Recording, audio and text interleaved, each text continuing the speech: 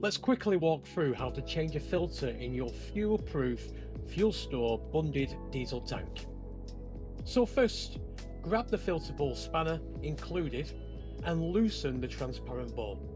Next, place a bucket underneath the main filter to drain and catch any excess fuel as the ball is removed. This is also a great opportunity to inspect the rubber seal. A healthy seal ensures proper fuel flow and extends the life of your tank. Next, switch out the new filter elements available in our online store, or just call our team and we can sort out this filter change for you. With the new element fitted, screw the ball back on by hand until it's snug, then use the spanner to tighten and create a new secure seal for your diesel to flow through. Job done. And it's really that simple to change a ball filter with a replacement filter element. If you have any questions or need a replacement filter, we're just a phone call away.